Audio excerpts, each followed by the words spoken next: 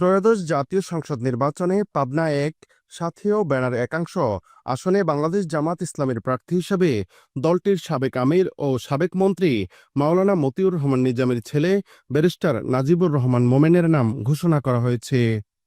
বেশ কিছুদিন আগে দলটির বিশেষ সভায় প্রার্থী হিসাবে নিজামী পুত্রের নাম ঘোষণা করেন জামাত ইসলামীর কেন্দ্রীয় সহকারী সেক্রেটারি জেনারেল মাওলানা রফিকুল ইসলাম খান। এর আগে পাবনার অন্য 4টি আসনে প্রার্থী নির্ধারণ করা হলেও জামাতের ঘাঁটি হিসেবে পরিচিত পাবনা এক আসনে দলের প্রার্থী নিয়ে ধোঁয়াশা তৈরি হয়। এ আসনে এতদিন প্রচারণা চালাচ্ছিলেন বেড়া উপজেলার জামাতের সাবেক আমির ও বর্তমান কেন্দ্রীয় কর্মপরিষদ সদস্য আব্দুল বাসেত খান।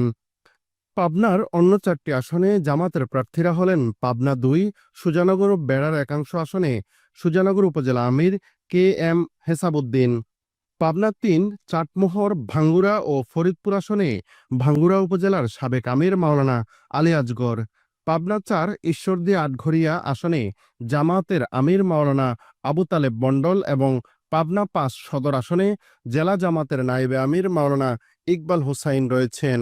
এদিকে নিজামী পুত্র নাজেব মোমেনের নাম ঘোষণা করে সাংবাদিকদের সাথে কথা বলেন রফিকুল ইসলাম খান। তিনি বলেন, শহীদ মাওলানা মতিউর রহমান নিজামীর শাহাদাতের পর এখানে আমাদের দলের প্রার্থী নাজিবুর রহমান মোমেনই ছিলেন, কিন্তু শেখ হাসিনা সরকারের জুলুম নির্যাতনের কারণে মতিউর রহমান নিজামীর পরিবারের কোনো সদস্য দেশে থাকতে পারেননি। তাই মাঝখানে নির্বাচনের জন্য আমরা প্রার্থী করেছিলাম আব্দুল বাসেত খান ভাইকে। আবারও আমরা বিজয়ের সম্ভাবনাকে নিশ্চিত করতেই ব্যারিস্টার নাজিবুর রহমান মোমেনকে প্রার্থী করলাম। আমাদের দলের প্রার্থী হওয়া বা প্রার্থী করা কোনোটাই প্রার্থীর সঙ্গে সম্পর্কিত নয়, সবকিছুই দলের সঙ্গে সম্পর্কিত। জামাত ইসলামের সাবেক আমির এবং সাবেক শিল্পমন্ত্রী মাওলানা মতিউর রহমান নিজামীর দ্বিতীয় পুত্র মোমেন লন্ডন থেকে ব্যারিস্টারি ডিগ্রি নিয়ে 2010 সালে ঢাকায় জজ কোর্টে আইনজীবী হিসেবে নিযুক্ত হন। 2013 সালে তিনি হাইকোর্টের আইনজীবী হিসেবে তালিকাভুক্ত হন। পরে 2016 সালের 10 মে মধ্যরাতে মানবতাবিরোধী অপরাধের মামলায় তার বাবা মাওলানা মতিউর রহমান নিজামীর ফাঁসি কার্যকরের পর সরকারের নানা চাপে দেশ ত্যাগ করে লন্ডনে চলে যান তিনি। জুলাই আগস্টে ছাত্র জনতার আন্দোলনে গত 24-এর 5 আগস্ট শেখ হাসিনা সরকারের পতন হলে দেশে ফিরে আসেন তিনি।